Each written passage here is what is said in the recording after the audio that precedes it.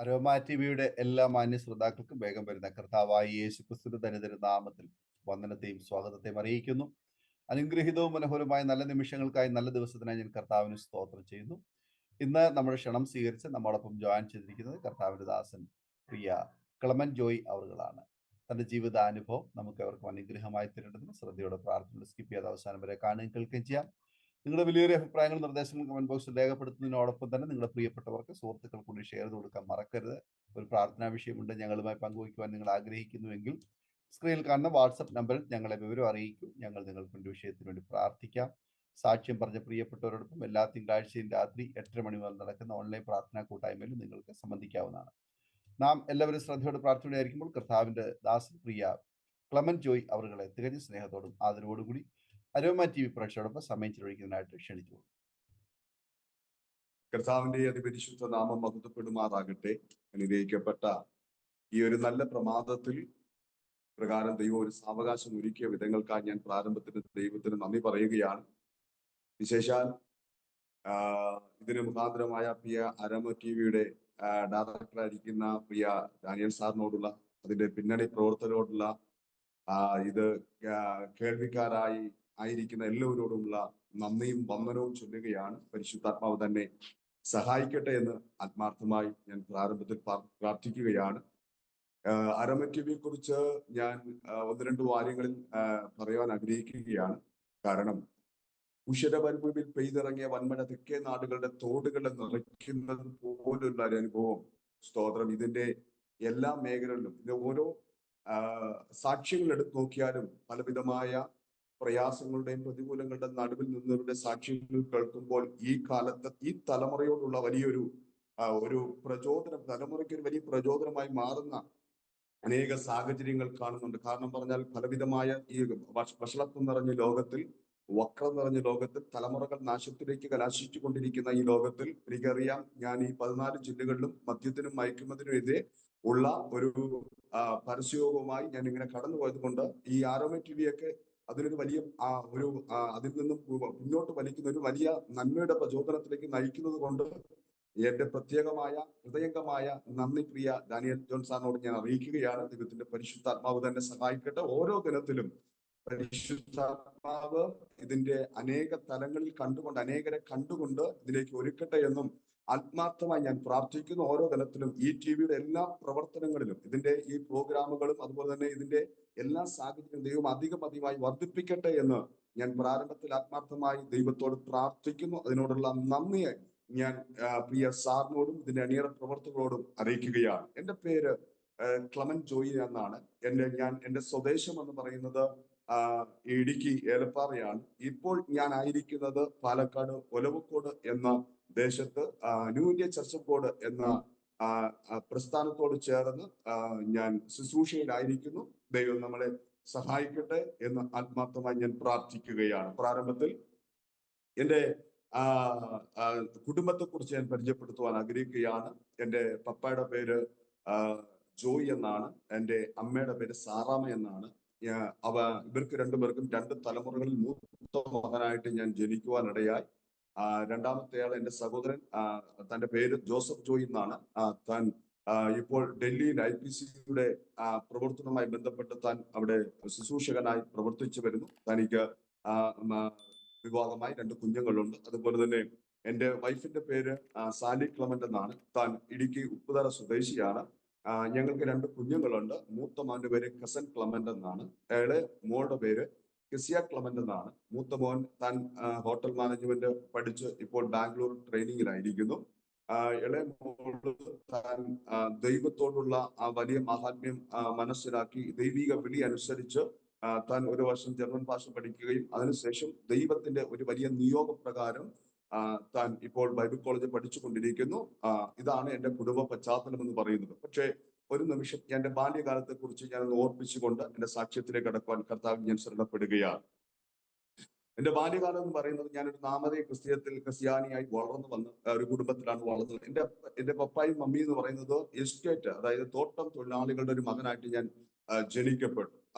ആ മേഖലയിൽ എൻ്റെ പപ്പയും മമ്മിയും തോട്ടം തൊഴിലാളികളായി ഞങ്ങളെ ആ ഒരു രീതിയിൽ വളർത്തി. അങ്ങനെ തന്നെ മുന്നോട്ട് പോകുവാനിടയായി. എന്നാൽ എന്റെ ചെറുപ്പം എന്ന് പറയുന്നത് ഓരോ ദിനത്തിലും ഈ യഥാർത്ഥമായ ഈ യേശുവിന്റെ സ്നേഹമോ യേശുവിന്റെ ആ ആ വലിയ ആ ദൗത്യമോ അറിയാതെ വണ്ണം ഒരു നാമതയായി ഒന്ന് പള്ളിയിൽ പോകുക, ജസ്റ്റ് ഒന്ന് പ്രാർത്ഥിക്കുക, പപ്പയുടെ അമ്മയുടെ കൂടെ വരിക, തിരിച്ചങ്ങനെ പൊക്കോണ്ടിരിക്കുന്ന ഒരു കാലഘട്ടമായിരുന്നു. കാരണം നമുക്ക് പറയാൻ കഴിയും ഒരു ദ്വീപ് പോലത്തെ ഒരു ഒരു ഒരു സാഹചര്യത്തിലാണ് ഞങ്ങൾ താമസിച്ചുകൊണ്ടിരുന്നത്. കേവലം ഒരു 34 കുടുംബങ്ങൾ ഒന്നിച്ച് താമസിച്ചുകൊണ്ട് അതിന്റെ നടുവിൽ ഒരു 900 ഏക്കർ സ്ഥലം, ആ 900 ഏക്കർ സ്ഥലത്തിൽ അതിൽ ജോലി ചെയ്യുക, അങ്ങനെ ആ ഒരു പരിമിതിക്കുള്ളിൽ നിന്ന് ജീവിച്ച ഒരു വ്യക്തിയാണ് ഞാൻ. അതുകൊണ്ട് എനിക്ക് പല കാര്യങ്ങളും എനിക്ക് ഈ ആരോമ ടിവിയുടെ പല സാക്ഷ്യങ്ങളും കേൾക്കുമ്പോൾ എന്റെ ഉൾത്തടങ്ങളിൽ അനേക പ്രചോദനമാകുന്ന വാക്കുകളുണ്ട്.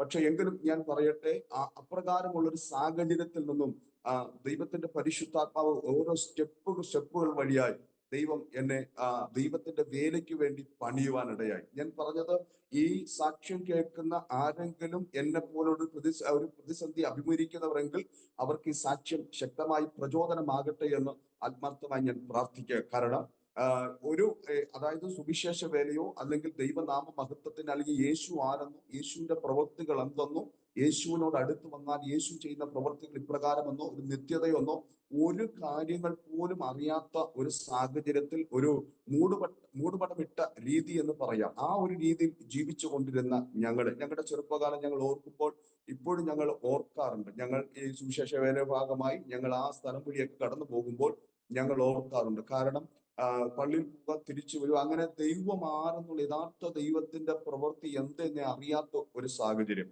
അങ്ങനെ ആയിരിക്കുമ്പോൾ തന്നെ ചെറുപ്പത്തിൽ തന്നെ ദൈവിക വിളി എന്റെ മേലുണ്ടായിരുന്നു. പക്ഷെ ആ വിളിയുടെ മാഹാത്മ്യം എന്തെന്ന് അറിയാതെ വണ്ണം ഞാൻ പലപ്പോഴും പല മേഖല തിരസ്കരിക്കുവാനിടയായി. ഞാൻ അങ്ങനെ പഠിച്ചു.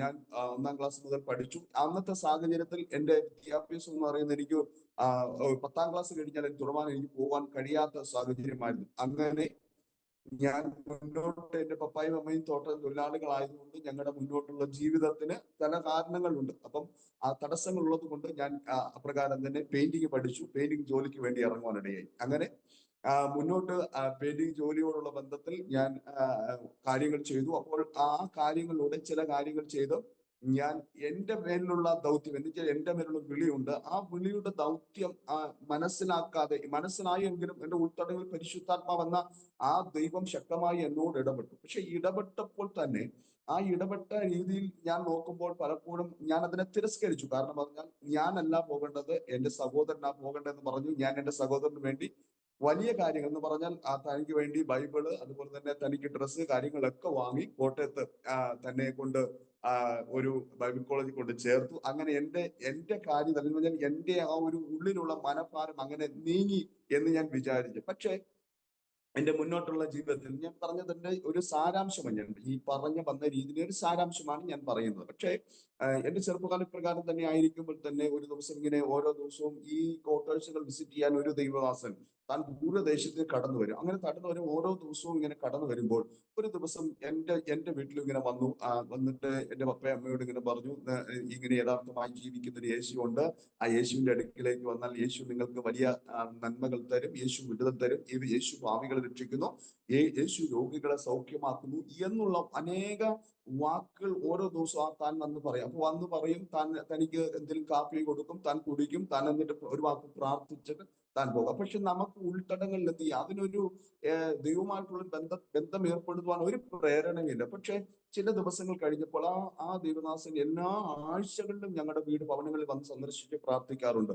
പക്ഷെ അപ്പോഴൊക്കെ ഞാൻ എൻ്റെ ഒരു 5, 6, 7 വയസ്സിന്റെ ആ സമയമാണ്. ആ വയസ്സുകൾ അപ്പൊ എന്റെ വീട്ടിൽ ഞങ്ങൾക്ക് കന്നുകാലികളുണ്ട്. ഈ കന്നുകാലികള് ഞങ്ങൾ അതിന് ഒരു ഉപജീവന മാർഗമായിട്ട് ഞങ്ങൾ ഈ കന്നുകാലികൾ വളർത്തി.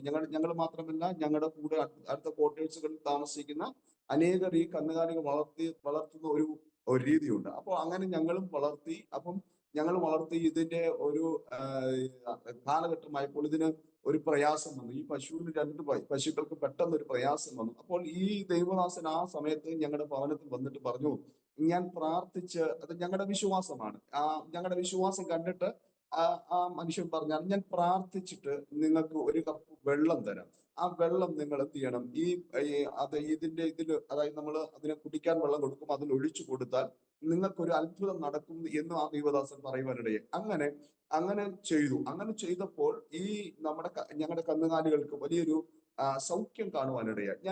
അപ്പോൾ ഞങ്ങളുടെ വീട്ടിലൊരു വിശ്വാസം വർദ്ധിച്ചിട്ട് എന്റെ മാതാപിതാക്കൾ ഞങ്ങളെ ചെറുപ്പത്തിൽ തന്നെ നല്ല സ്ട്രിക്റ്റ് ആയിട്ട് വളർത്തിയത് കൊണ്ട് പറഞ്ഞൊരു കാര്യമുണ്ട്. നിങ്ങൾ ഈ ഞായറാഴ്ച മാതാപിതാക്കൾ പറയുന്നത്, നിങ്ങളുടെ അടുത്തൊരു ചർച്ച ഉണ്ട്, ആ ചർച്ചിലേക്ക് വന്നാൽ ഈ ഇതവാസം പറഞ്ഞത് അവിടെ വന്നു കഴിഞ്ഞാൽ നിങ്ങൾക്ക് ബാക്കിയുള്ള കാര്യങ്ങൾ ഞാൻ പ്രാർത്ഥിക്കാം, നിങ്ങളുടെ ജീവിതത്തിൽ ഒരു മാറ്റം ഉണ്ടാകുന്നു പറഞ്ഞു. അങ്ങനെ എന്റെ മാതാപിതാക്കൾ ഞായറാഴ്ച ഞങ്ങളുടെ കയ്യിൽ ഒരു ബൈബിൾ തന്ന് ഞങ്ങളുടെ രണ്ടുപേരെയും പറഞ്ഞു കൊടുക്കും. പക്ഷെ ഞങ്ങൾ എന്ന് പറഞ്ഞാൽ അന്ന് തന്നെ ആ ചെറുപ്പം മുതൽ തന്നെ എനിക്ക് വോളിബോളിനോട് ഭയങ്കര പ്രേമമായിരുന്നു. അതുകൊണ്ട് വോളിബോൾ കളിക്കേണ്ടാവുന്നത് ഞാൻ പലപ്പോഴും ഉള്ളിൽ പ്രായിക്കൊണ്ടൊക്കെയാണ് ഞാൻ ഈ ചർച്ചിൽ പോകുന്നത്. പറഞ്ഞാൽ ചെറുപ്പമായതുകൊണ്ട് അപ്പൊ ആ ലോകം അങ്ങനെ. പക്ഷേ ദൈവം യഥാർത്ഥമായി നമ്മളെ സ്നേഹിക്കുന്നു എന്നുള്ള ഒരു വലിയ ഒരു മെസ്സേജ് ആണ് ഇതുവഴിയൊക്കെ ദൈവം നമ്മളോട് കൈമാറി. പക്ഷെ അത് പലപ്പോഴും നമുക്ക് തിരിച്ചറിയുവാനോ അതിനുവേണ്ടി പ്രയത്നിക്കുവാനോ അതിനുവേണ്ടി മുൻകൈ എടുക്കുവാനോ അതിന് പറഞ്ഞു തരുവാനോ ആരും ഞങ്ങൾക്കില്ലായിരുന്നു. പക്ഷെ സമയമായപ്പോൾ ദൈവം ഞങ്ങൾക്ക് വേണ്ടി ഒരു ദൂതനെ പോലെ ഇറങ്ങി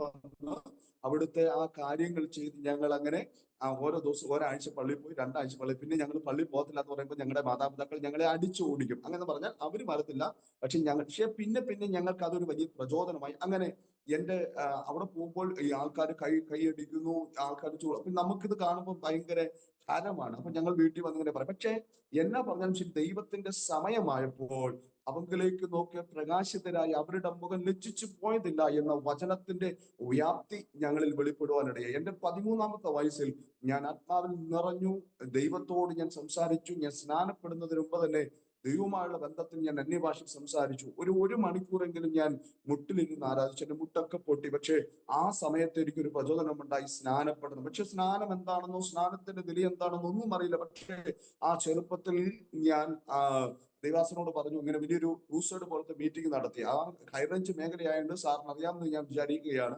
ആ ഒരു മീറ്റിംഗ് നടത്തിയപ്പോൾ ഞാൻ അതിന് മുൻകൈ എടുത്തു. ഞങ്ങൾ ചെറുപ്പമാണേലും ഞങ്ങൾ അതിന് കാര്യങ്ങൾ ചെയ്തു. പാസ്റ്ററിന്റെ കൂടെ നിന്നു, പാസ്റ്ററിന് വേണ്ടുന്ന കാര്യങ്ങളൊക്കെ ചെയ്തു.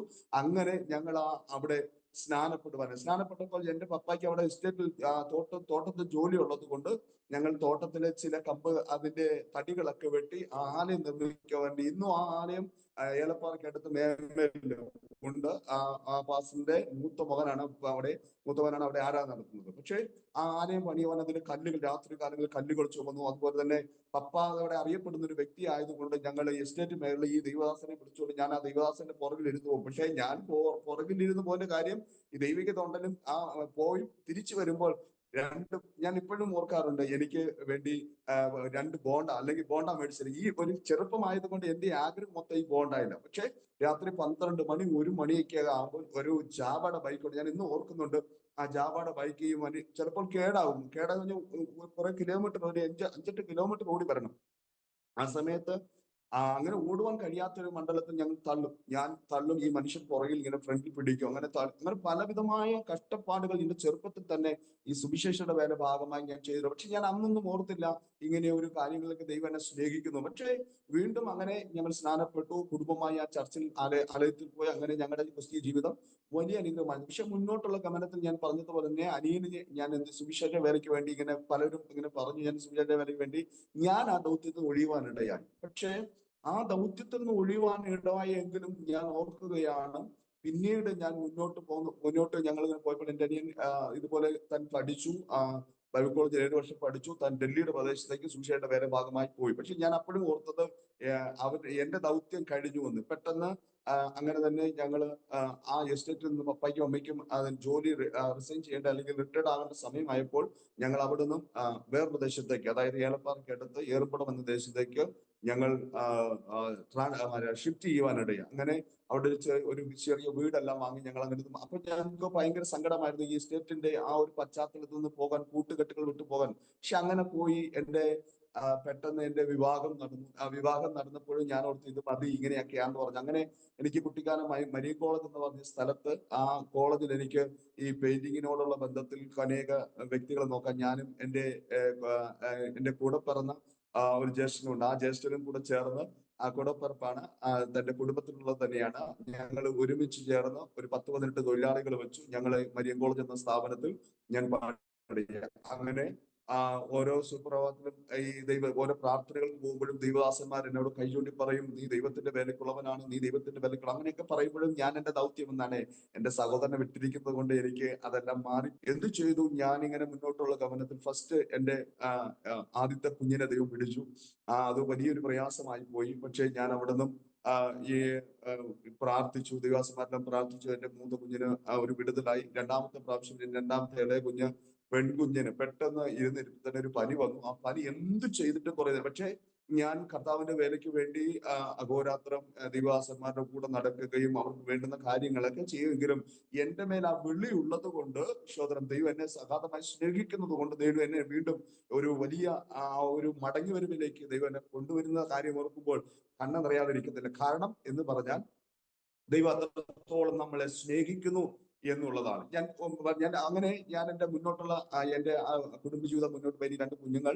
ആ ഇളയ കുഞ്ഞിന് വളരെ പ്രയാസത്താൽ കോട്ടയം അതായത് ESI കൊണ്ടുപോയി അഡ്മിറ്റ് ചെയ്തപ്പോൾ ഒരു ദൈവദൂതനെ പോലെ ഒരു ആന്റി എന്റെ അടുക്കിലേക്ക് അടുത്ത് വന്നിട്ട് പറഞ്ഞു, നീ ഇവിടെ നിൽക്കേണ്ടവനല്ല, നിനക്ക് യാത്ര ചെയ്യുവാൻ ഇനിയും ദൂരങ്ങളുണ്ട് എന്ന് പറഞ്ഞു. അപ്പൊ ഞാൻ ചോദിച്ചു, ഞാൻ ഇങ്ങനെ ഒരു ജോലി ചെയ്യുന്നവനാണ്, ഞാൻ എന്റെ കാര്യങ്ങളൊക്കെ ദൗത്യങ്ങളൊക്കെ പറ്റി, പിന്നെ എന്തുകൊണ്ട് എന്നെ ഇങ്ങനെ ഇവർ പറയുന്നു? പക്ഷെ വീണ്ടും രണ്ടാമത്തെ പ്രാവശ്യവും കുഞ്ഞിന് ഒരു സൗഖ്യമൊക്കെ ആയി. ശരി, ഞാൻ എന്റെ മനസ്സുകൊണ്ട് ഒഴിച്ചു, നമ്മൾ ശരി എങ്ങനെ കർത്താവിന്റെ വേല ചെയ്യും, എന്താണ് കർത്താവിന്റെ ദൗത്യം എന്നുള്ള വലിയ ഒരു ഭാരം എന്നെ ഭരിക്കുന്നുണ്ട്. പക്ഷെ ആ ഒരു തലത്തിൽ നിന്നുകൊണ്ട് പെട്ടെന്ന് ഈ ആന്റി ഒരു രണ്ടാമത്തെ, അതായത് ഞാൻ ഏകദേശം എന്റെ കുഞ്ഞിനെ കൊണ്ട് 2 മാസത്തോളം ഞാൻ ESI ഹോസ്പിറ്റലിൽ കിടന്നു. തന്റെ വാരിയിലൊക്കെ കഫം കയറിയിട്ട് ന്യൂമോണിയ കൂടി ഒത്തിരി സീരിയസ് ആയിരുന്നു. പക്ഷെ ആ തലത്തിലൊക്കെ ഞാൻ ആ സമയത്ത് എന്റെ വിശ്വാസത്താൽ പ്രാർത്ഥിക്കുമെങ്കിലും അസൗഖ്യമാകുമ്പോൾ എന്റെ വിശ്വാസങ്ങളെല്ലാം കുറഞ്ഞു പോകുന്ന ഒരു സ്റ്റെപ്പാണ്. എന്നാൽ മുന്നോട്ട് ഞാൻ ഓർക്കുകയാണ്, ആ തലത്തിൽ നിന്നും അനേക കാര്യങ്ങൾ ദൈവം എന്നെ കർത്താവിന്റെ വേലയ്ക്ക് വേണ്ടി മാടി വിളിച്ചു. പക്ഷെ ആ വിളികളൊന്നും കേൾക്കാതെ വണ്ണം എന്റെ യാത്ര മുന്നോട്ട് തുടരുവാനിടയായി. എന്നാൽ ആ മുന്നോട്ട് തുടർന്നപ്പോൾ തന്നെ ഞാൻ ഓർക്കുകയാണ്, എന്റെ കുഞ്ഞിന്റെ അതായത് നാളെ പോകാം എന്ന് പറഞ്ഞപ്പോൾ ഹോസ്പിറ്റലിൽ ഡോക്ടേഴ്സ് ഒക്കെ പറഞ്ഞു, എന്റെ റിപ്പോർട്ടെല്ലാം എഴുതി വെച്ചു, കാര്യങ്ങളൊക്കെ ചെയ്തിട്ട് നാളെ പോകാം എന്ന് പറഞ്ഞപ്പോൾ എനിക്ക് വലിയ സന്തോഷമായി. അപ്പൊ ഞാൻ ഉള്ളിൽ ശരി കർത്താവേ നന്ദി എന്നൊക്കെ പറഞ്ഞു. പക്ഷെ അത് കഴിഞ്ഞ് എന്റെ മനസ്സൊന്ന് ചേഞ്ച് ആയപ്പോൾ അന്ന് രാത്രി എന്റെ കൊച്ചിന് വളരെ സീരിയസ് ആയിട്ട് ICUവിൽ കയറ്റുവാനിടയായി. ICUവിൽ കയറ്റി പെട്ടെന്ന് എനിക്ക് ഇങ്ങനെ പുറത്തുനിന്ന് നോക്കിയാൽ കാണാൻ കഴിയും. ചിലർ നോക്കുമ്പോൾ എന്റെ ഭാര്യ അവിടെ നിന്ന് ഇരുന്ന് സങ്കടത്തിൽ കരയുന്ന ഒരു കാഴ്ച ഞാൻ കാണുവാനിടയായി. പക്ഷെ അങ്ങനെ കരഞ്ഞു. പക്ഷെ ഞാൻ ചിന്തിക്കുകയാണ്, കർത്താവ് എന്തുകൊണ്ടാ ഇങ്ങനെ? പക്ഷെ പെട്ടെന്ന് പിറ്റേ ദിവസമായപ്പോൾ തനിക്ക് വലിയൊരു മാറ്റം ഉണ്ടായി. അങ്ങനെ ഞാൻ പ്രാർത്ഥിച്ചു, കാര്യങ്ങളൊക്കെ ചെയ്ത് സന്തോഷത്തോടെ വീട്ടിൽ മടങ്ങി വന്നിട്ട് വീട്ടിൽ ഇങ്ങനെ അതുപോലെ തന്നെ 40 ദിവസത്തെ പ്രാർത്ഥന എന്റെ ചർച്ചിൽ നടക്കുകയാണ്. അപ്പൊ നടക്കുമ്പോൾ ഞാൻ പറഞ്ഞു, എന്റെ വൈഫ് പറഞ്ഞു നമുക്ക് ഇന്ന് പ്രാർത്ഥന കൂടണം എന്നൊക്കെ പറഞ്ഞപ്പോ ഞാൻ പറഞ്ഞു, എന്റെ ജോലി വിട്ടിട്ട് എനിക്ക് അങ്ങനെ പോകാനുള്ള കഴിയത്തൊന്നുമില്ല, പക്ഷെ നീ പൊക്കോ എന്ന് പറഞ്ഞിട്ട് ഞാൻ എന്ത് ചെയ്തു, ഈ ഒരു ഇതിൽ നിന്നും പിൻവാങ്ങി ഞാൻ പോകുവാനിടയായി. പോയി എന്ത് സംഭവിച്ചെന്ന് പറഞ്ഞാൽ, കുട്ടിക്കാരൻ അറിയാം, ഒരു ഫേമസ് കോളേജാണ്, അവിടെ എനിക്ക് സ്ഥിരം ജോലിയുണ്ട്, ഏതു സമയത്തും എനിക്ക് അവിടെ ജോലിയുണ്ടാണ്. അവസാനമായിട്ട് എനിക്ക് നല്ല അടുത്ത ബന്ധമുണ്ട്. പക്ഷെ 2011 ഞാൻ ആ കെട്ടിടത്തിൽ ഇവരെ ജോലിക്കാരെ കൊണ്ട് ജോലി നോക്കിക്കൊണ്ടിരിക്കുവാൻ 4ാം നിലയിൽ നിന്ന് ഞാൻ താഴെ വീഴുവാനിടയായി. ആ 4ാം നിലയിൽ ഞാൻ താഴെ വീണു. ഞാൻ താഴെ വീഴുന്നതിന് മുമ്പായിട്ട് തന്നെ ദൈവം എന്നെ സ്നേഹിച്ചുകൊണ്ട് പലവട്ടം ദൈവം എന്നെ ഈ അടുത്തു കൊണ്ടുവരാൻ, അതായത് സ്നേഹിച്ചു പലരിലൂടെയും. നമുക്കറിയാം, മുന്നിൽ ഒരു അപകടം കാണുമ്പോൾ അതിനൊരു സിഗ്നൽ തരുന്നത് പോലെ നമുക്കറിയാം, റോഡിൽ യാത്ര ചെയ്യുമ്പോൾ ഈ യാത്ര ചെയ്യുന്നതിനിടയിൽ നമ്മൾ സിഗ്നൽ ആ റോഡിൽ കാണുന്ന അതിന്റെ സിഗ്നൽ അവഗണിച്ച് പോലെ മുന്നിൽ ഒരു അപകടം പതിയിരിക്കുന്നു എന്നുള്ള ആ സിഗ്നൽ നമ്മളെ കാണിക്കുന്നത് പോലെ ഒരു മനുഷ്യൻ, ഞാൻ ഇന്നും ആ മനുഷ്യനെ കണ്ടിട്ടില്ല. ആ മനുഷ്യൻ എന്നോട് പറഞ്ഞു, നീ ഇങ്ങനെ ഇവിടങ്ങളിൽ ഇരുന്ന് ഇങ്ങനെയുള്ള കാര്യങ്ങൾ ചെയ്യേണ്ടവനല്ല, നീ എനിക്ക് വേണ്ടി പ്രയോജനപ്പെടേണ്ടവനാകുന്നു എന്ന് പറയുവാനിടയായി. പറഞ്ഞിട്ട് ഇങ്ങനെ പോയപ്പോൾ എന്റെ കൂട്ടുകാരെല്ലാം എന്റെ കൂടെ ജോലി ചെയ്യുന്നവരെല്ലാം എന്നോട് പറഞ്ഞു, എന്താണ് ഇങ്ങനെ പറയുന്നത് എന്ന് പറഞ്ഞു. അങ്ങനെ പറഞ്ഞു. ഞാനും ഒരു കളിതമാശായിട്ട് പോയി. പക്ഷെ 2011 ആണ്ട് ജൂൺ മാസം 10ാം തീയതി ഞാൻ ആ കെട്ടിടത്തിന്റെ 4ാം നിലയിൽ നിന്ന് താഴെ വീഴുവാനിടയായി. ഞാൻ താഴെ വീണു. എനിക്ക് ബോധം പോയിൽ എന്റെ വലത് കാലം പൂർണ്ണമായി നഷ്ടപ്പെടുക. പൂർണ്ണമായി എന്ന് പറഞ്ഞാൽ ആ ആ എന്റെ കണ്ണയുടെ ഭാഗം തകർന്ന് പൊടിയുവാനിടയായി. പെട്ടെന്ന് അവിടെ മാനേജിംഗ് ഡയറക്ടർ ആയിരിക്കുന്ന റൂബൻ താന്നിക്കൽ അച്ഛൻ, എന്നെ ഏറെ സ്നേഹിക്കുന്ന ഒരു അച്ഛനാണ്, ഓടി വന്ന് എന്നെ പൊക്കിയെടുത്തപ്പോൾ എന്നെ പൊക്കാൻ പറ്റത്തില്ല. ഞാൻ ഈ കെട്ടിടത്തിന്റെ ഒരു കോർണറിലേക്ക് ജാം ആക്കുവാനിടയായി. അങ്ങനെ എന്നെ വലിച്ചെടുത്തു, പെട്ടെന്ന് വണ്ടിയിൽ കയറ്റി എന്നെ മുന്നോട്ട്, അതായത് മുണ്ടക്കയം എന്ന് പറഞ്ഞ ഹോസ്പിറ്റലിൽ, മുണ്ടക്കയം അടുത്തുള്ള ഒരു ഹോസ്പിറ്റലിലേക്ക് എന്നെ കൊണ്ടുപോയപ്പോൾ അവര് പറഞ്ഞൊരു കാര്യമുണ്ട്, ഇത് തകർന്നു പോയി, ഇനി വലതുകാലം മുറിച്ചേ മതിയാകത്തുള്ളൂ. പക്ഷെ ആ ഞാൻ ഓർക്കുകയാണ്, ദൈവം നമ്മളെ എത്രത്തോളം സ്നേഹിക്കുന്നു എന്ന്. കാരണം ഞാൻ ഇങ്ങനെ വണ്ടിയിൽ യാത്ര ചെയ്തു പോകുമ്പോൾ ഒരു ദിവസം പ്രാർത്ഥനയ്ക്ക് ഇരുന്നാൽ ഈ അച്ഛൻ ഒത്തിരി എന്നെ വഴക്ക് പറയും. എന്താണ് പ്രാർത്ഥന, എങ്ങനെയാണോ നമ്മുടെ ജോലിയില്ലേ എന്നൊക്കെ പറഞ്ഞ് വഴക്ക് പറയും. പക്ഷെ ആ പൊക്കൊണ്ടിരിക്കുമ്പോൾ ഒരു ദൂതൻ പറയുന്ന പോലെ ആ അച്ഛന്റെ വയലിന് അച്ഛൻ പറഞ്ഞൊരു വാക്കുണ്ട്, ഇനി നീ ഈ ജോലി ചെയ്യേണ്ടവനല്ല, നീ കർത്താവിന് വേണ്ടി പ്രയോജനപ്പെടേണ്ടവനാണ്. അതുപോലെ ഞാൻ ആ വണ്ടിയിലിരുന്ന് ഈ ആംബുലൻസ് ഇങ്ങനെ ഒരു ഹൈ സ്പീഡിൽ പൊക്കോണ്ടിരിക്കുകയാണ്. ആ ഹൈ സ്പീഡിൽ പൊക്കോണ്ടിരിക്കുമ്പോൾ എന്റെ ആ ഉൾത്തടങ്ങളിലേക്ക് ആ വചനം ഇങ്ങനെ കുത്തിയിറങ്ങുവാനിടയായി. ആ വാക്കുകൾ എന്നെ ഒത്തിരി സ്പർശിക്കുവാനിടയായി. ഞാൻ കർത്താവിനോട് ചോദിച്ചു, കർത്താവെ, നീ എനിക്ക് ഈ വലത് കാല് പൂർണ്ണമായി, ഞാൻ പറയും, ഇല്ലാത്ത അവയവങ്ങളെ ഉണ്ടാക്കുവാൻ കഴിവുള്ള ഒരു ദൈവമെന്ന് ഞാൻ അവിടെ വിശ്വസിക്കുവാനിടയായി. വിശ്വസിച്ചപ്പോൾ ദൈവം ചില അത്ഭുതങ്ങളെ ചെയ്തു. പ്രാരംഭ നിമിഷത്തിൽ ഡോക്ടേഴ്സ് വന്നു, ഇതിനകത്ത് കമ്പിയൊന്നും ഇടാൻ കഴിയത്തില്ല, അതുപോലെ തകർന്നു പോകുവാനിടയായി, മേളിൽ നിന്ന് വീണ ആഘാതത്താൽ തകർന്നു പോകുവാനിടയായി. പക്ഷേ ഞാൻ എൻ്റെ സഹപ്രവർത്തകരെയൊക്കെ ഞാൻ അവിടെ കൊണ്ട് കാണിക്കാറുണ്ട്. അവിടെ കൊണ്ട് കാണിക്കുമ്പോഴെല്ലാം അവർ ഓർക്കും, നിങ്ങൾ ഇങ്ങനെ ജീവനോടെ നിൽക്കുന്നത് ദൈവത്തിന്റെ വലിയൊരു കരുണയാണ്. ഞാൻ പറയുന്നത്, ഇന്നും നമ്മുടെ മുമ്പിൽ ഈ സാക്ഷ്യം കേൾക്കുന്ന എല്ലാവരോടും ഞാൻ ഒരു വാക്കിൽ പറയാം, നമ്മുടെ ദൈവം ജീവിക്കുന്ന ദൈവമാണ്. ആ ദൈവത്താൽ കഴിയാത്ത കാര്യമൊന്നുമില്ല. അവൻ അസാധ്യങ്ങളെ സാധ്യമാക്കുന്ന ദൈവമെന്ന് ഇന്നും എനിക്ക് വളരെ ആർദ്രതയോടെ വളരെ ശക്തമായി വിളിച്ചു പറയാൻ കഴിയും. കാരണം ആ കാല് മുറിച്ച് ഞാൻ പറഞ്ഞ, കർത്താവെ, നീ എനിക്ക് ഈ കാലിനൊരു സൗഖ്യം തരുവാണെങ്കിൽ നിശ്ചയമായും ഞാൻ അങ്ങയുടെ വേല ചെയ്യുമെന്ന് പറഞ്ഞ് ഞാൻ അവിടെ, അതായത് മുണ്ടക്കയം ഹോസ്പിറ്റലിൽ നിന്ന് എമർജൻസി ആയിട്ട് എന്നെ കോട്ടയം കാരിത്താസിൽ മെഡിക്കൽ കോളേജിൽ കൊണ്ടുപോകാൻ പറഞ്ഞു. മെഡിക്കൽ കോളേജ് അവർക്ക് പറഞ്ഞു, മെഡിക്കൽ കോളേജിൽ കൊണ്ടുപോയ അച്ഛനോട് പറഞ്ഞു, ഇങ്ങനെ അത് കാല് മുറിക്കും, കാര്യം വെച്ചാൽ ഇതിന്റെ റിസ്ക് എടുക്കത്തില്ല. പക്ഷെ കാരിത്താസിൽ പോയി ഇപ്പോൾ ഈ ഓർത്തോടെ 2 ഡോക്ടേഴ്സും അവിടെ ഇല്ല. നോക്കുക ദൈവത്തിന്റെ പ്രവൃത്തി. ഒന്നാമനാണെങ്കിൽ പുള്ളി ഇച്ചിരി വയലന്റ് ആയിട്ട്, അതുപോലെ തന്നെ ഇതൊന്നും വലിയ സീരിയസ് ആയിട്ട് എടുക്കാത്ത മനുഷ്യനാണ്. പക്ഷെ രണ്ടാമൻ എന്ന് പറയുന്നത് വളരെ ദയാലുവായി എന്റെ അടുക്കൽ വന്നു. ഒരു അപ്പൻ തന്റെ മകനെ വഹിക്കുന്നത് പോലെ ആ ഡോക്ടർമാര് അവർ പറഞ്ഞ് ഞാൻ ഓർക്കുന്നുണ്ട്. ഇന്നും ഞാൻ ഓർക്കുന്ന ഒരു കാര്യം എങ്ങനെയാണ്, ഇത് കൂടെയുള്ള ഡോക്ടേഴ്സ് ഒക്കെ പറഞ്ഞു, സാറേ ധൃതിയുണ്ട്, സാറേ എങ്ങനെയാണ്. പക്ഷെ ആ മനുഷ്യൻ അതൊന്നും വകവെക്കാതെ വേണം എന്റെ ഓരോ അസ്ഥികളെടുത്ത് പീസായിട്ട് അതിനെ ജോയിൻ ചെയ്ത്, കമ്പികളൊന്നും ഇടാതെ റൗണ്ട് കമ്പി ഇട്ട് അതിനെ ഒപ്പിച്ചു വെച്ചു. എന്നിട്ട് ഓരോ ദിനത്തിൽ എന്നോട് പറയുന്നുണ്ട്, നാളെ ശരിയാകും, നാളെ എന്ന് പറഞ്ഞാൽ ദൈവത്തിന്റെ കരുണയെ ഞാൻ പറഞ്ഞത് ഒരു അപകടത്തിൽ നിന്ന് വിടിവിച്ച കാര്യമല്ല. ദൈവം ഇന്നും ജീവിക്കുന്നു. ആ ദൈവം കരുണയുള്ള ദൈവമാണ്.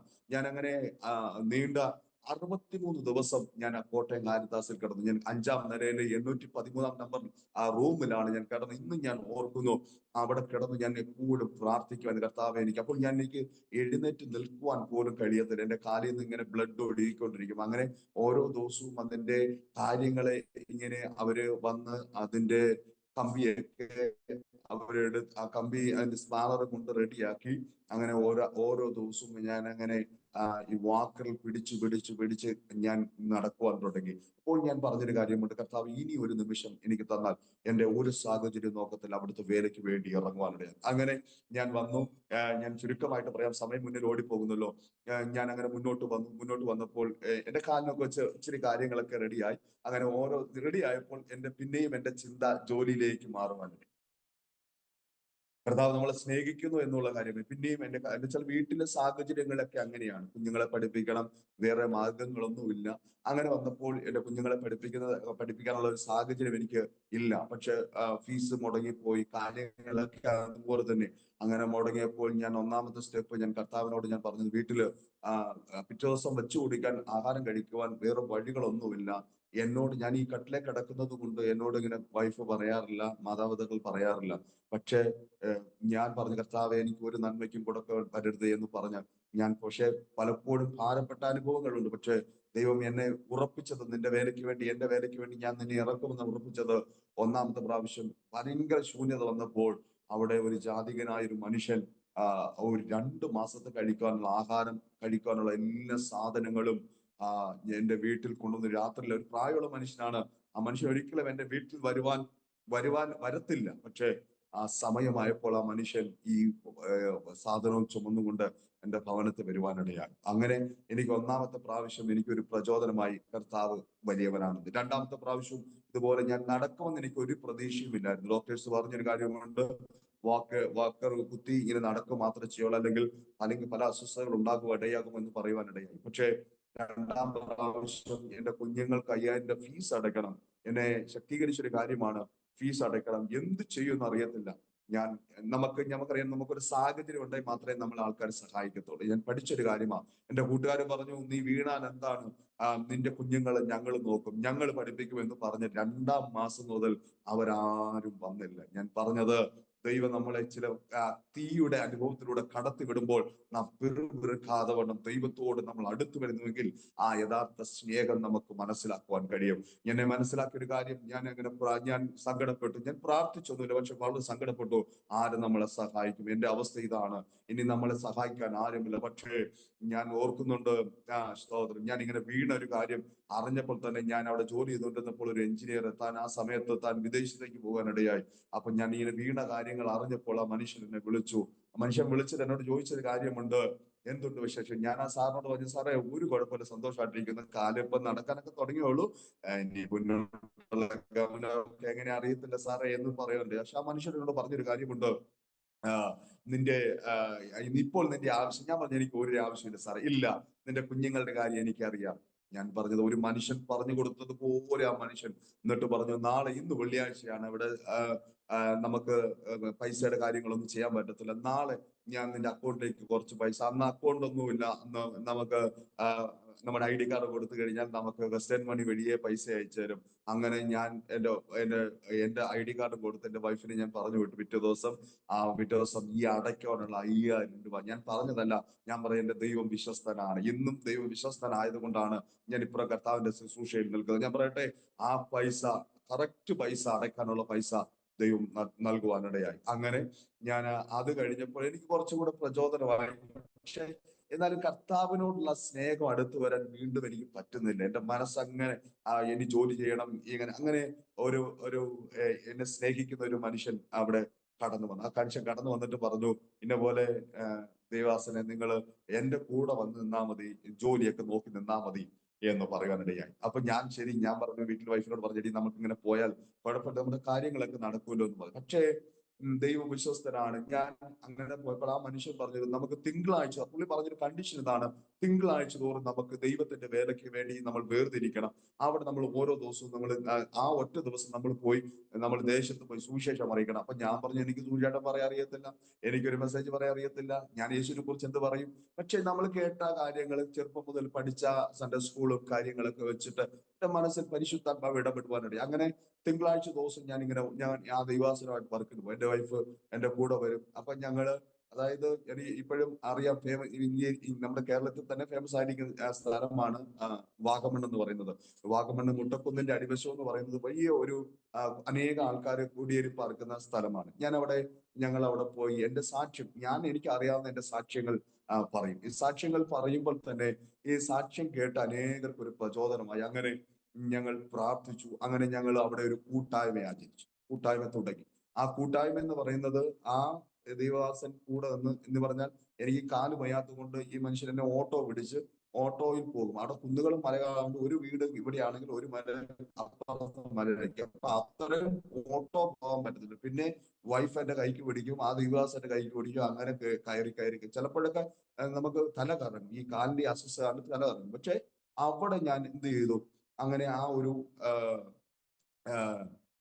കാര്യങ്ങളൊക്കെ ചെയ്ത് ഓരോ വീടുകൾ സുവിശേഷം പറയുവാൻ. അങ്ങനെ സുവിശേഷം പറഞ്ഞു. അവിടെ വെള്ളിയാഴ്ച ദിവസം ഒരു പ്രാർത്ഥന സ്റ്റാർട്ട് ചെയ്തു. ഞാനല്ല സ്റ്റാർട്ട് ചെയ്തത്, എന്റെ കൂടെ ദൈവാസം സ്റ്റാർട്ട് ചെയ്തു.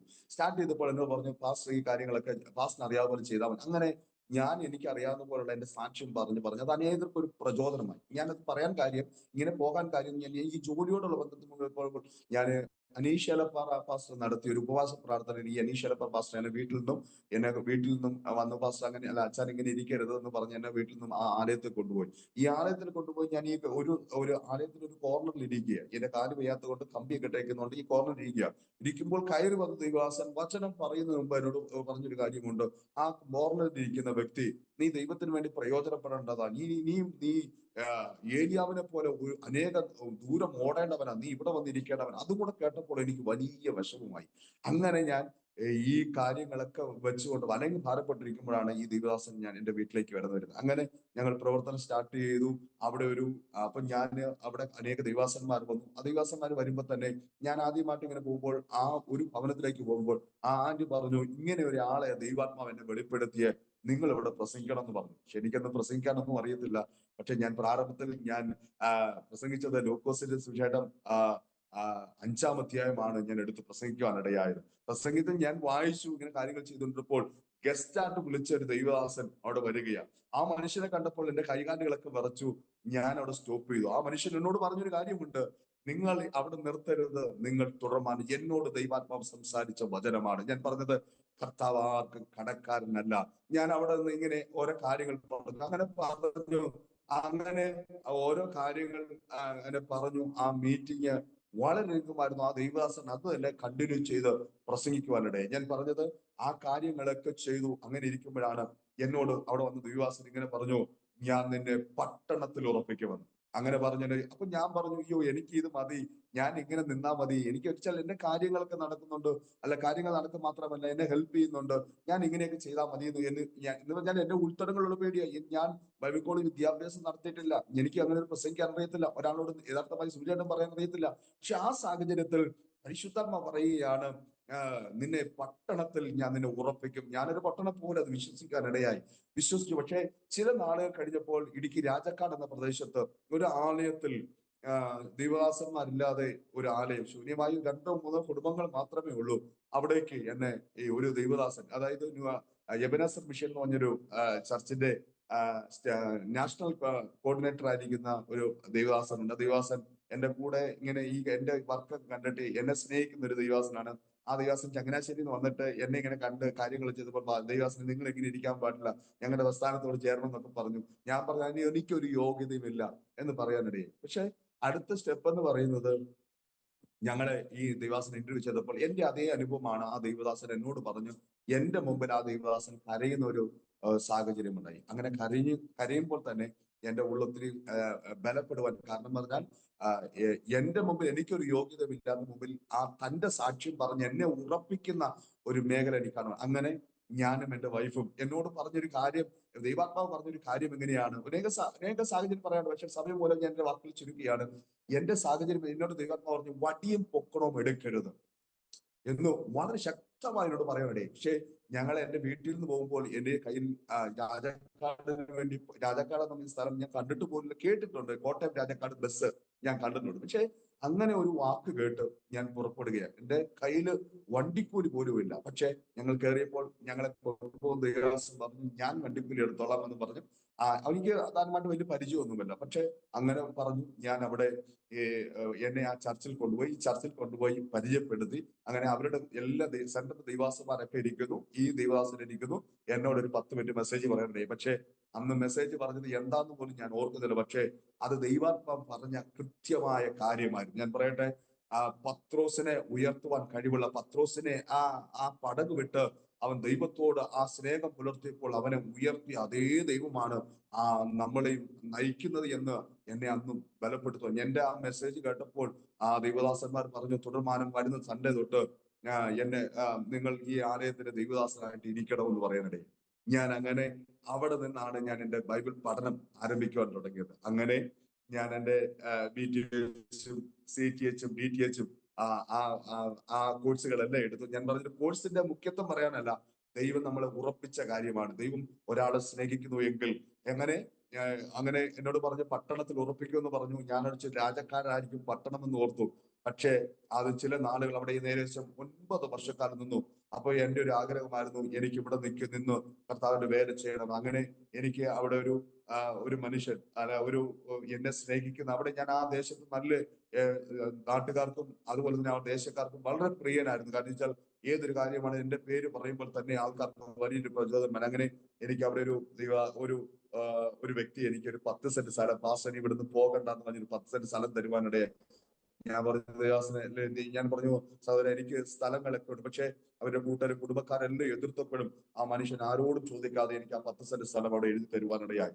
ഞാൻ പറഞ്ഞൊരു സാരാംശം ദൈവം ആർക്കും കടക്കാരനല്ല. അപ്പൊ ഞാൻ ഓർത്തു അവിടെ ചെറിയൊരു വീട് വെച്ചിട്ട് ആ വീടിന് മുകളിലേക്ക് ഒരു ആരാധന തുടങ്ങാമെന്ന് ഞാൻ അവിടേക്ക് ഒരു പ്രചോദനമാകുന്ന ഒരു പ്രെയർ ഗ്രൂപ്പ് തുടങ്ങാമെന്നൊക്കെ പറഞ്ഞു ആലോചിച്ചിട്ടിരിക്കുമ്പോഴാണ് ദൈവാത്മാവ് പറഞ്ഞത് ആ ദൈവം വിശ്വസ്തനാണല്ലോ. ദൈവം പറഞ്ഞ വാക്ക് പറഞ്ഞാൽ വാക്ക് മറന്നില്ല.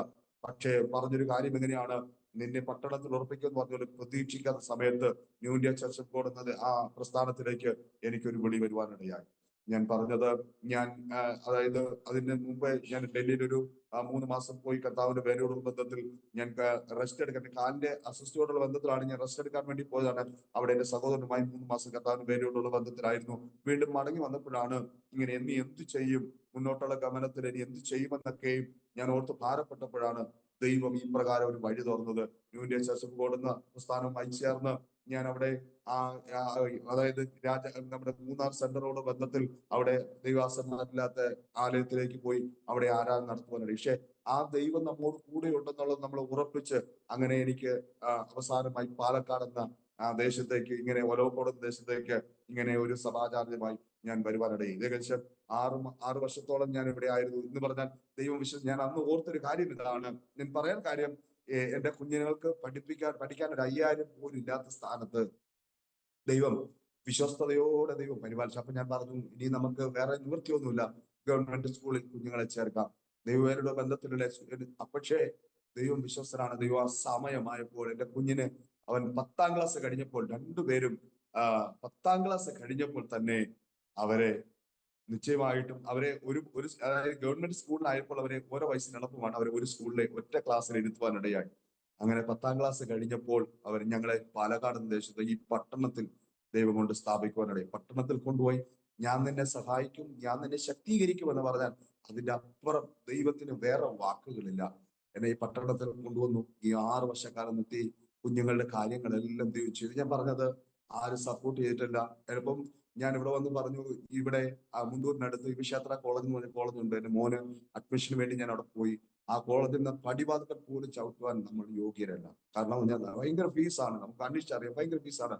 പക്ഷേ ദൈവം പറഞ്ഞൊരു കാര്യം കൊണ്ട് ദൈവം പറഞ്ഞ വാക്കിന് ദൈവം മാറ്റം വരുത്തുന്നില്ല. പക്ഷെ ഞാൻ ഭാരപ്പെട്ടു എങ്ങനെ ഫീസ് കൊടുക്കും. പക്ഷെ ആദ്യത്തെ ആ ടൈം ഞാൻ കാര്യങ്ങളൊക്കെ ചെയ്തു. പക്ഷെ എന്റെ ആലയത്തിൽ വരുന്ന ഒരു അമ്മച്ചിയുണ്ട്. ആ അമ്മച്ചി കോട്ടയക്കാരിയാണ്. അമ്മച്ചി വന്നപ്പോൾ അമ്മച്ചി പറഞ്ഞൊരു കാര്യം എന്നെ ബലപ്പെടുത്തുവാനടി. ദൈവദാസന്മാരുടെ മക്കളെ ലോൺ മേടിച്ച് നമ്മൾ എന്ത് ചെയ്യരുത്, പഠിപ്പിക്കരുത്, അല്ലെങ്കിൽ അതിന് ദൈവം ഒരിക്കലും അനുവദിക്കത്തില്ല എന്ന്. പക്ഷെ ഞാൻ ലോണിന് വേണ്ടി പോയി. പക്ഷെ ദൈവം അവിടെ അത് ക്യാൻസൽ ചെയ്തിട്ട് സമയത്ത് ദൈവം വഴി തുറക്കുവാനിടയായി. അങ്ങനെ ഈ കാര്യങ്ങളൊക്കെ ചെയ്ത് ഇപ്പോൾ മോൻ ട്രെയിനിങ്ങിലായിരിക്കും. ഞാൻ പറഞ്ഞതിന്റെ സാരാംശം എങ്ങനെയാണ്, ദൈവമാർക്കും കടക്കാനല്ല. ആ പോയ അവയവങ്ങളെ ദൈവം നിശ്ചയമായും അത് മടക്കിക്കൊണ്ടിരുന്ന ദൈവമാണ്. നമ്മുടെ വഴികളെ ശൂന്യതയെങ്കിൽ ദൈവം പണിയുന്ന ദൈവമാണ്. അങ്ങനെയെങ്കിൽ ഞാൻ എന്റെ വാക്കുകൾക്ക് അവസാനം കുറിക്കട്ടെ. പരിശുദ്ധാത്മാവ് ഇന്നും നമുക്ക് വേണ്ടി ചലിക്കുവാനിടയാകുന്നു. അവനിലേക്ക് നോക്കിയ പ്രകാശിതരായി അവരുടെ മുഖം ലജ്ജിച്ചു പോയതില്ല. എന്നെ ശ്രമിക്കുന്ന ആരെങ്കിലും ഈ ഒരു പ്രതിസന്ധിയിലൂടെ നിങ്ങൾ കടന്നു പോകുന്നവരെങ്കിൽ നിശ്ചയമായും നിങ്ങളെ സഹായിക്കുന്ന എന്നെ സഹായിച്ച ദൈവം നിങ്ങളെയും സഹായിക്കുവാനിടയാകും. അങ്ങനെയെങ്കിൽ ഞാൻ എന്റെ വാക്കുകൾക്ക് വിരാമം കുറിക്കുന്നു. ഈ മുന്നോട്ടുള്ള ഗമനത്തിൽ ഇന്നും ദൈവം പല സ്ഥലങ്ങളിൽ എന്നെ പരസ്യൂഹത്തോടുള്ള ബന്ധത്തിലും അതുപോലെ തന്നെ പല സാഹചര്യങ്ങളിൽ ദൈവം ഈ സാക്ഷ്യങ്ങളെ പറഞ്ഞ് അനേകരെ ബലപ്പെടുത്തുവാനിടയാകുന്നു. അങ്ങനെയെങ്കിൽ ആ ദൈവത്തിന് മുമ്പാകെ നിങ്ങൾക്കും ദൈവം ആ സാഹചര്യങ്ങൾ ഒരുക്കി നിങ്ങളെ സഹായിക്കുമെന്ന് പറഞ്ഞുകൊണ്ട് എന്റെ വാക്കുകൾക്ക് വിരാമം കുറിക്കുന്നു. ഒരു വാക്കിൽ നിങ്ങൾക്ക് വേണ്ടി പ്രാർത്ഥിക്കുവാൻ ഞാൻ ശരണപ്പെടുകയാണ്. ഹല്ലേലൂയ. അറമന ശന്തര റാംസി. പരിശുദ്ധനാം ദൈവമേ, സ്വർഗത്തിലെ നല്ല പിതാവേ, അനുഗ്രഹിക്കപ്പെട്ട നല്ല നിമിഷങ്ങൾക്കായി സ്തോത്രം. ഒരു പ്രാവശ്യം കൂടെ അവിടുത്തെ നാമത്തെ കർത്താവെ പ്രിയ സ്തോത്രം ഈ അരമ ടിവിയിലൂടെ ഞങ്ങൾക്ക് ഉയർത്തുവാൻ സ്വർഗമൊരുക്കിയ നല്ല ഭാഗ്യത്തിനായി സ്തോത്രം. ശേഷാൽ കർത്താവെ പ്രിയ ദാനിയൽ ജോൺസാറിനായി ഞങ്ങൾ പ്രാർത്ഥിക്കുന്നു.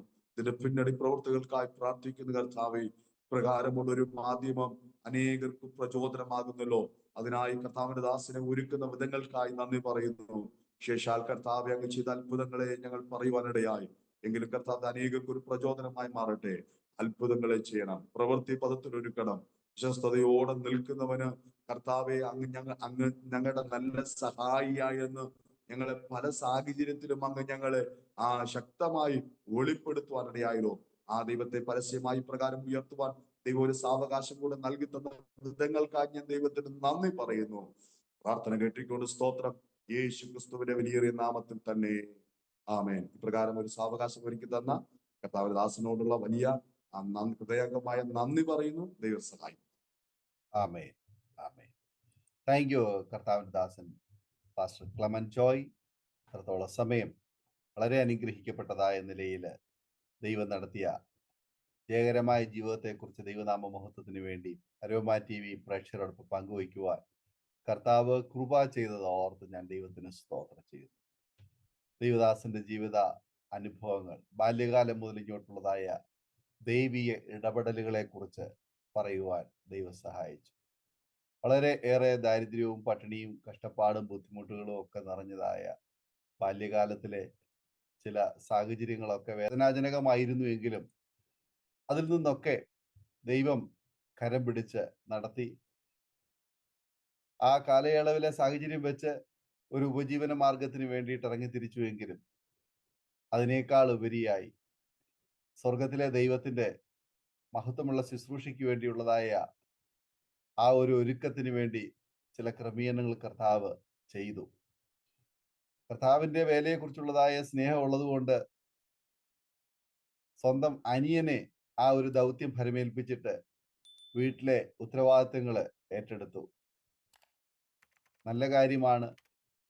എന്നാൽ നമ്മുടെ മാതാപിതാക്കന്മാരെയും നമ്മുടെ സഹോദരങ്ങളെയും നമ്മുടെ കുടുംബത്തെയും നമ്മൾ സ്നേഹിക്കുകയും അവരോടുള്ളതായ ഉത്തരവാദിത്തങ്ങൾ, കടപ്പാടുകൾ നിവർത്തിക്കുകയും ചെയ്യുവാൻ നാം ബാധ്യസ്ഥരാണ്. അതിനേക്കാൾ ഉപരിയായി നമ്മളെ ഈ ഭൂമിയിലേക്ക് അയച്ച നമ്മുടെ കർത്താവ് തീർച്ചയായിട്ടും നമ്മിൽ നിന്ന് ചിലത് പ്രതീക്ഷിക്കുന്നുണ്ട്.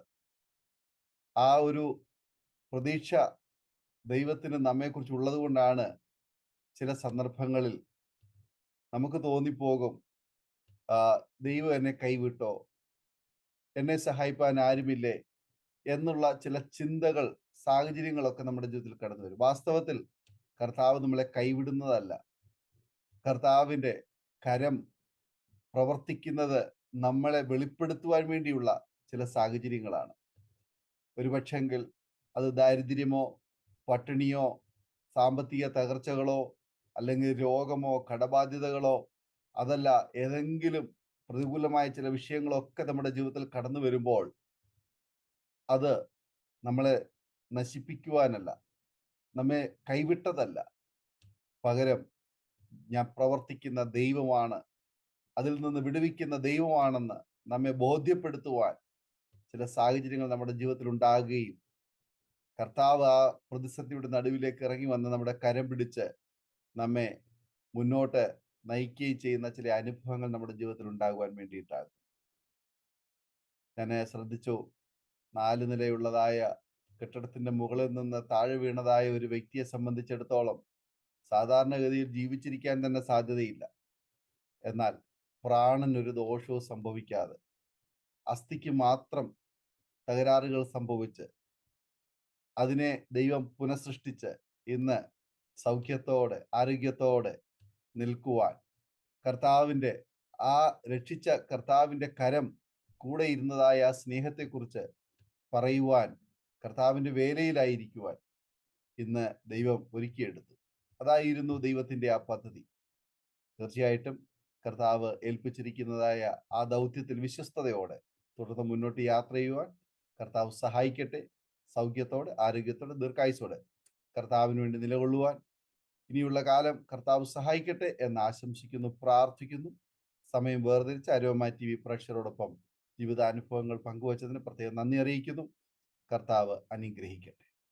പ്രേക്ഷകർക്ക് ഈ സാക്ഷ്യം ഒരു അനുഗ്രഹമായി തീർന്നു നിങ്ങൾ വിശ്വസിക്കുകയാണ്.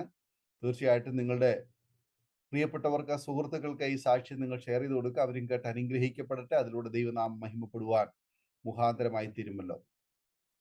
മാത്രമല്ല, നിങ്ങളുടെ വലിയൊരു അഭിപ്രായങ്ങളും നിർദ്ദേശങ്ങളും കമന്റ് ബോക്സിൽ രേഖപ്പെടുത്താൻ മറക്കരുത്. നിങ്ങൾക്കൊരു പ്രാർത്ഥനാ വിഷയമുണ്ടെങ്കിൽ ഞങ്ങളുമായി പങ്കുവയ്ക്കുവാൻ നിങ്ങൾ ആഗ്രഹിക്കുന്നു എങ്കിൽ തീർച്ചയായിട്ടും സ്ക്രീനിൽ കാണുന്ന വാട്സപ്പ് നമ്പറിൽ ഞങ്ങളെ അറിയിച്ചാൽ ഞങ്ങൾ നിങ്ങൾക്ക് വേണ്ടി പ്രാർത്ഥിക്കുന്നു. മാത്രമല്ല, സാക്ഷ്യം പറഞ്ഞ പ്രിയപ്പെട്ടവരോടൊപ്പം എല്ലാ തിങ്കളാഴ്ചയും രാത്രി 8:30 മണി മുതൽ നടക്കുന്ന ഓൺലൈൻ പ്രാർത്ഥനാ കൂട്ടായ്മയിൽ നിങ്ങൾക്കും സംബന്ധിക്കാവുന്നതാണ്. അടുത്ത അനുഗ്രഹിക്കപ്പെട്ട സാക്ഷ്യവും വചനചിന്തയുമായി നാം വീണ്ടും കൂടി കാണുമ്പോഴേയും എല്ലാ പ്രിയപ്പെട്ടവർക്കും goodbye. God bless you all. ആമേൻ. ഓർമ്മയുടെ മനോരഥത്തിൽ മായാത്ത ഓർമ്മയ്ക്കായി അരോമ മാട്രിമോണിയിൽ നിന്നും ജീവിത പങ്കാളിയെ കണ്ടെത്തൂ. നിങ്ങൾ ഒരു ക്രിസ്തീയ ജീവിത പങ്കാളിയെ അന്വേഷിക്കുകയാണോ? അതോ മക്കൾക്ക് അനുയോജ്യമായ ഒരു തക്ക തുണയ്ക്ക് വേണ്ടി പ്രാർത്ഥിക്കുന്ന വ്യക്തിയാണോ? എങ്കിൽ അരോമ മാട്രിമോണി നിങ്ങൾക്ക് വേണ്ടിയാണ്. ഇന്നു തന്നെ സൗജന്യമായി രജിസ്റ്റർ ചെയ്യൂ. അരോമ മാട്രിമോണിയുടെ പ്രത്യേകതകൾ: രജിസ്ട്രേഷൻ തികച്ചും സൗജന്യം. ലോകത്തെവിടെയുമുള്ള അനുയോജ്യമായ ക്രിസ്തീയ ജീവിത പങ്കാളിയെ തിരഞ്ഞെടുക്കാം. വിവാഹം നടക്കുന്നതുവരെ സർവീസ് ലഭിക്കുന്നു. ഏറ്റവും ചെറിയ പാക്കേജുകളും തിരഞ്ഞെടുക്കാം. അരോമ മാട്രിമോണി നിങ്ങൾക്കായി ഒരുക്കുന്നു വിവാഹം പരമാനന്ദം. Email aroma matrimony2020@gmail.com